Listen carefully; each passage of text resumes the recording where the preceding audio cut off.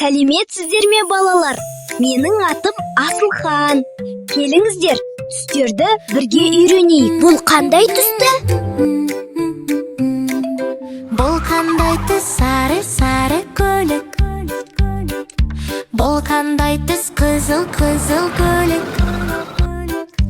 Бұл қандай түс? Көк көйлек. Бұл қандай түс?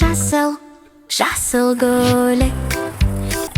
Бұл қандай түс? Қоңыр көйлек. Бұл қандай түс? Қара көйлек. Бұл қандай түс? Ақ көйлек. Бұл қандай түс? Сұр көйлек. Жарайсың балақай, мінезін істерді үйрендің. Қане бірге қайталайды. Сары көйлек, қызыл көйлек, көк көйлек, жасыл көйлек, қара көйлек, ақ көйлек, сұр көйлек, қоңыр көйлек, сұр көйлек, қоңыр көйлек.